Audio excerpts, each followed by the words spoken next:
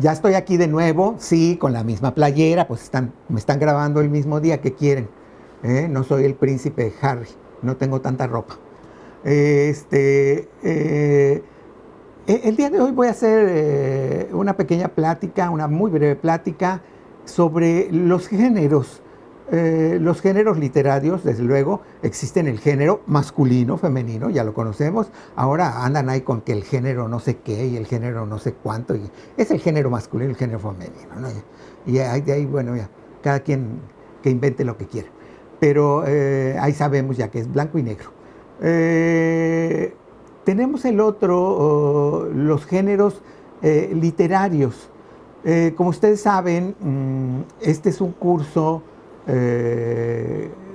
diseñado para hacer un todo, no está, al principio no les enseñé a hacer entomatadas y luego vimos algo sobre astronomía y luego vimos algo sobre historia. No, siempre ha sido sobre lo mismo, sobre escribir bien, saber utilizar las palabras y saber cuál es el origen de esas palabras, ¿sí?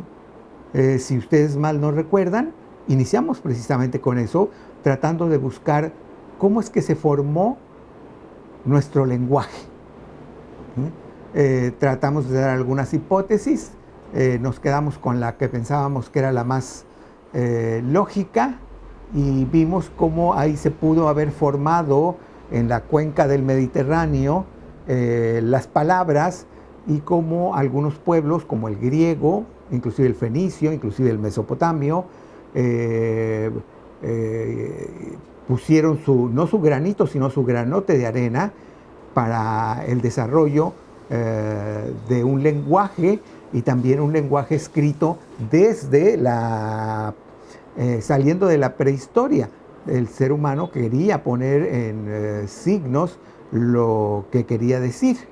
Después de eso, ya nos fuimos dividiendo la literatura, la dividimos entre griegos, la dividimos entre romanos, nos fuimos a ese periodo enorme de la Edad Media, después nos fuimos al humanismo, nos fuimos al Renacimiento, nos fuimos al barroco, nos fuimos a la ilustración, nos fuimos al romanticismo, nos fuimos al naturalismo, nos fuimos al realismo, nos fuimos al simbolismo, nos fuimos al modernismo, la época de los sismos, y finalmente llegamos a las vanguardias hasta hoy en día que estamos en la literatura contemporánea. Como ven, hay divisiones que nos hacen fácil entender todo aquello que está escrito, ese uso de las palabras desde que se empezó a poner un sol y un dado y que ya leído decía soldado,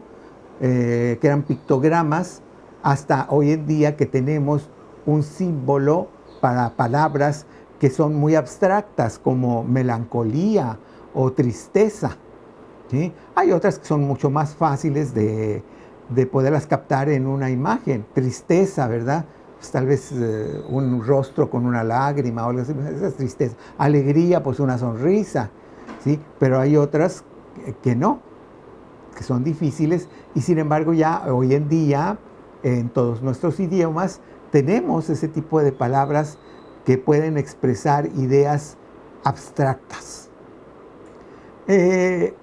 Esto que les acabo de hacer es un pero apretadísimo resumen de lo que vimos en literatura y lectura.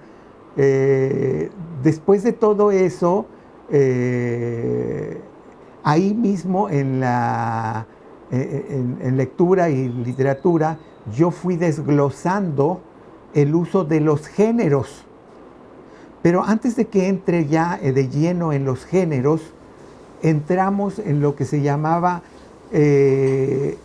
la gramática o la ortografía, porque si bien es cierto que cada género tiene sus características, las palabras prácticamente son las mismas las que se usan en el Renacimiento que las que se usan en la Ilustración, por decir algo.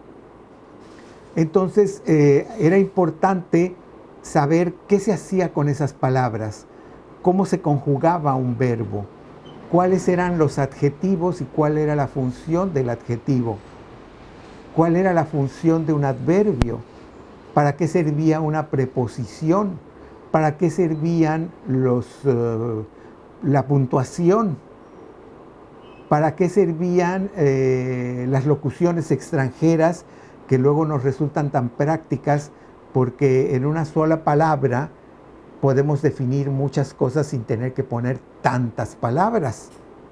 Todo eso lo aprendimos ahí mismo en el curso de literatura y lectura. Ya vimos pues que ya venimos desde español 1 y 2, ese es español superior. Vimos nuestras conjugaciones, vimos la puntuación, vimos adjetivos, adverbios, la oración compleja, la oración sencilla, en fin, todo eso que forma la gramática, y después nos fuimos a la literatura y lecturas, donde aprendimos la historia de lo que se hace con esas palabras. Y ahora sí quiero entrar al tema de lo que vamos a tratar muy brevemente, y lo estoy haciendo como una especie de preámbulo para lo que vamos a ver en el final de este semestre, que va a ser el género del ensayo. Ustedes saben que leímos muchas cosas, muchos textos en literatura y en lectura. Leímos novela o fragmentos de novela, leímos cuentos, leímos artículos, leímos poemas, leímos muchas cosas. Leímos pocos ensayos. ¿Qué cosa es un ensayo? Pues un ensayo no es otra cosa, si mal no recuerdo la opinión, y algunos de ustedes se lo han de estar repitiendo allá en su casa, no es más que dar nuestra opinión por escrito. El ensayo tiene la enorme ventaja que no es un texto muy comprometedor. Es un texto donde nada más pones tu opinión. Claro, lo ideal es que ese texto sea lo más original posible. A nadie le interesa oír lo que ya todo el mundo dijo. Para oír lugares comunes, pues mejor me quedo en mi casa. Tengo cosas que hacer, limpiar mi closet o lavar mis camisetas o qué sé yo, ¿sí? Y no venir hasta acá, hasta la Casa de la Cultura o hasta la biblioteca fulana, o a oír algo que no me va a decir nada. La gente sale de su casa cuando va a oír algo interesante e inteligente, ¿sí? Bueno, ese es el género, lo vamos a ver a partir de la próxima semana. Pero no era el único género, ¿se acuerdan? Vimos un género muy peculiar que era, y digo muy peculiar porque ya no se volvió a ver, es uno que se llama la tragedia griega, que era una representación dramática de los griegos donde siempre acababa todo mal. Era parte de la idiosincrasia de aquel pueblo. Ellos entraban a ver una tragedia, pero ya sabían que, de hecho, todos sabían el argumento. Ahí no era necesario de ir a ver qué va a pasar. No, ya todos sabían de qué iba a tratar. Lo que querían ver es cuál era el tratamiento que el trágico o el dramaturgo le había dado a ese personaje. Normalmente eran los personajes que les fue como en feria, valga la expresión, en la mitología. Sobre todo en esos personajes se basaron los grandes trágicos. Tenemos aproximadamente una treintena, creo que 33, 34 tragedias que nos quedaron de los griegos, que constantemente se siguen representando en todo el mundo, en todo el mundo. Algunas de ellas son ejemplares en el sentido de que tienen formas cotidianas de la vida aún hoy en día. Por lo tanto, la otra parte fue la de las comedias con Aristófanes, del cual curiosamente de él sí tenemos como 20 y tantas comedias, y fue un gran comediógrafo.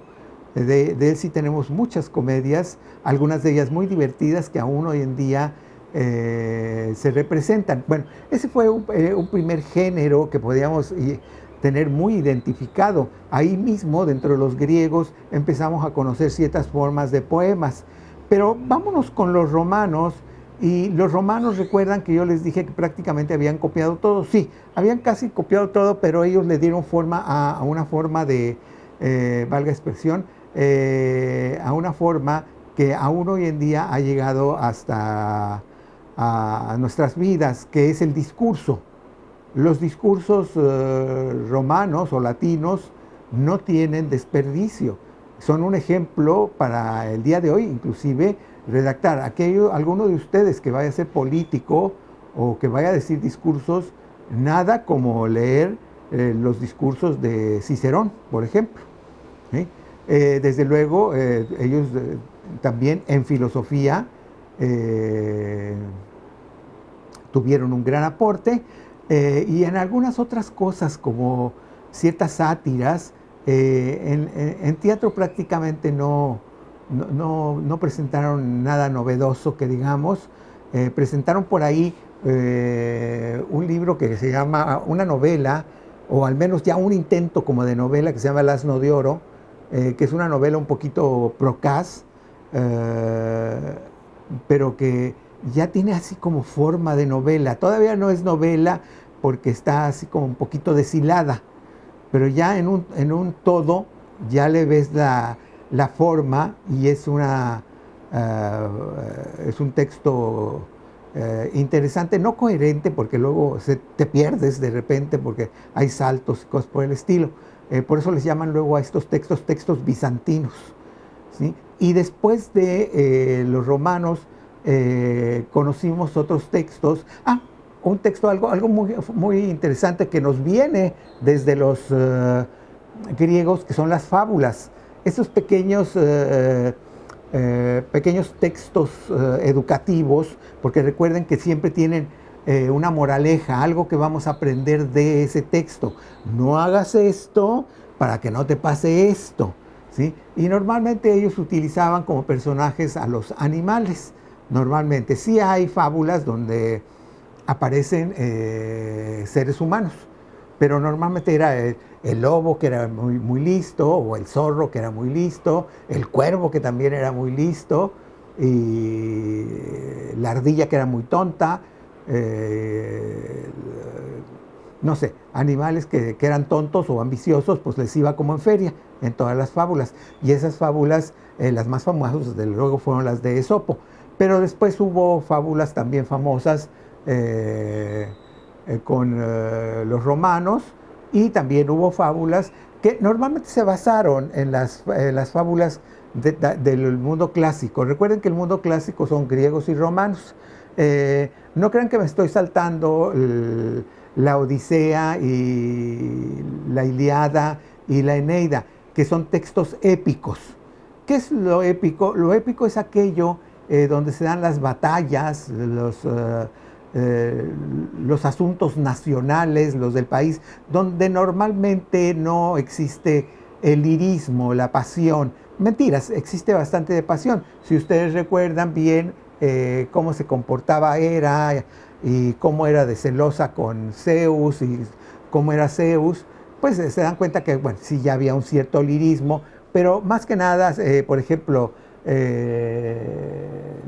la Ilíada no es otra cosa más que la historia de una guerra contra Troya, donde efectivamente suceden algunas cosas de amores y cosas por el estilo que enredan la historia. Y la Odisea, que es una historia un poquito más ligerita, porque tiene una serie de aventuras, también es lo mismo. Y la Eneida escrita por Virgilio, no es más que un refrito de estos dos, donde Virgilio pone a los romanos como descendientes de dioses, que realmente eso es lo que tenía la Ilíada y la Odisea, que prácticamente los seres humanos convivían con los dioses. Bueno, todos estos tipos de género ya los tenemos ahí en el mundo clásico, y aún más atrás del mundo clásico, es decir, en las culturas antiguas, En la India, en Mesopotamia, en China, ya existían ciertos textos como fábulas o cuentos, de los cuales nos han llegado muchos. Tenemos muchos cuentos chinos que son realmente unas pequeñas joyas.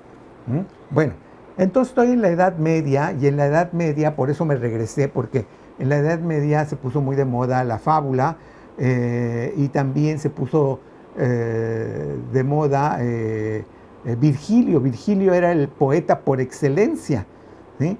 Por eso Virgilio es el que guía a Dante en la Divina Comedia. Pero me estoy adelantando. Aquí nacieron dos géneros muy importantes.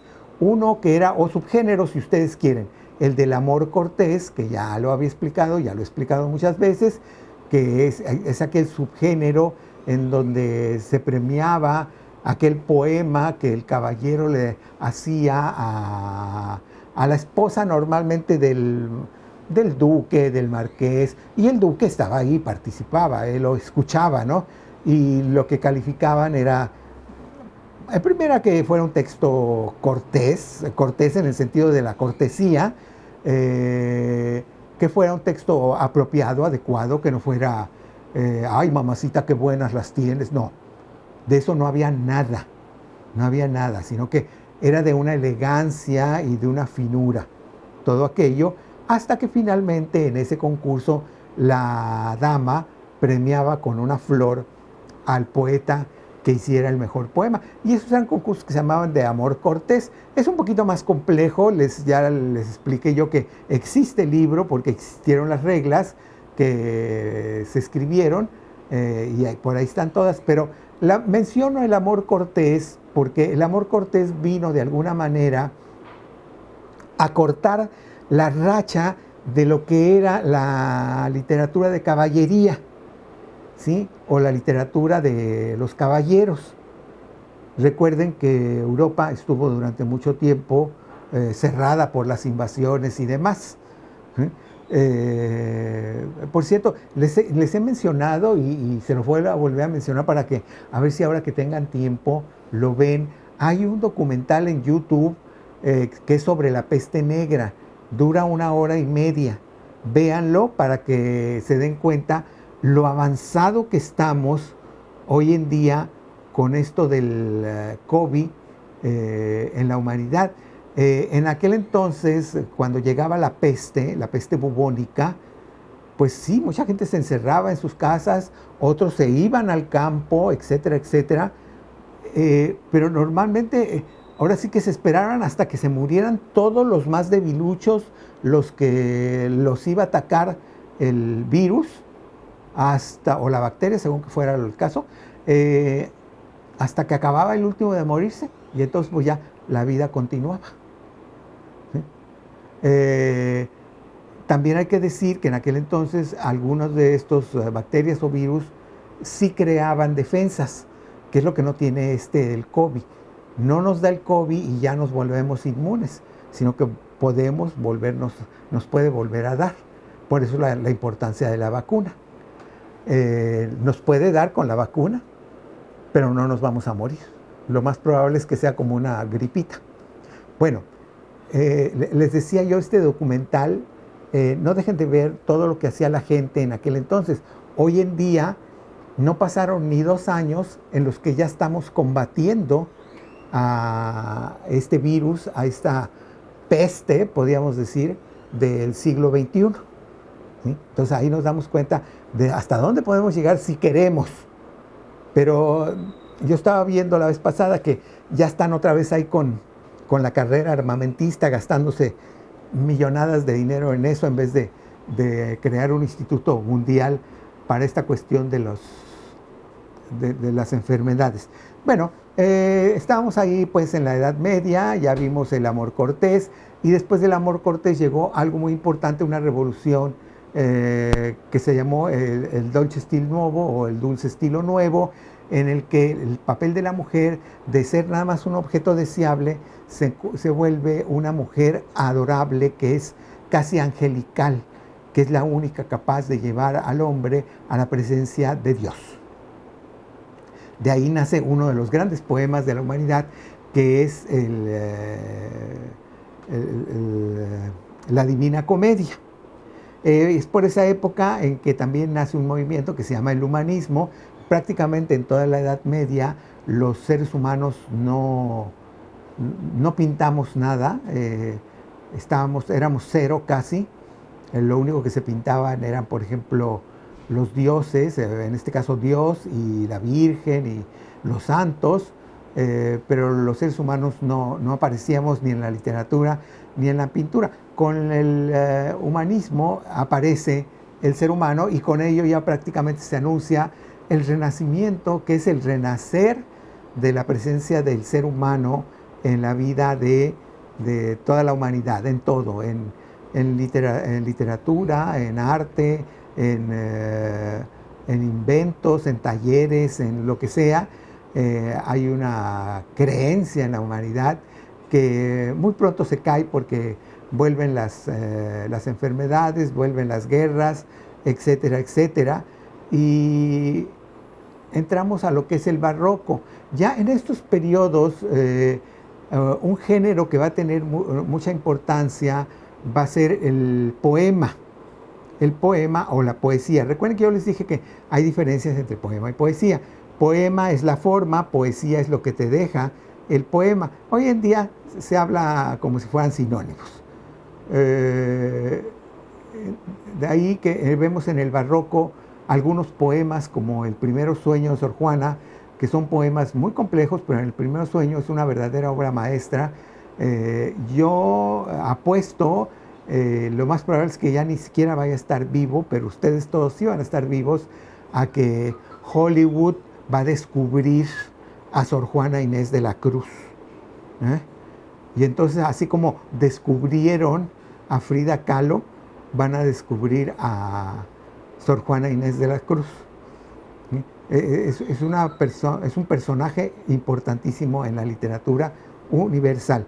Y ahí vemos que sobre todo la poesía era muy importante, pero también la dramaturgia ocupa su lugar. La dramaturgia es todo lo que son comedia, tragedia, drama, todo eso. Recuerden, ya lo que llamábamos tragedia griega ya no se vuelve a repetir. Son tragedias, sí, porque acaban mal, pero de otro tipo. Después del barroco nos vamos a la Ilustración, y aquí en la Ilustración el amo y señor, el amo y señor es la prosa. ¿Y qué cosas se escribe en prosa? Pues los artículos y los ensayos. ¿Sí? Esto no quiere decir que no se escriba poesía o no se escriba novela o que no se escriban cuentos, se escribe. ¿Sí? Sobre todo hay un género que es el epistolar, que en este siglo XVIII en particular alcanza niveles extraordinarios. Esta prosa que nos deja como muestra un gran libro, que son muchos tomos, que se llama la Enciclopedia. Después de la Ilustración sigue el Romanticismo. Obvio, en el Romanticismo es la poesía la que permea, el género que permea, es el que más se utiliza, aunque no es el único. Ya vimos ahí con Leopardi El Primer Amor, que está escrito en versos.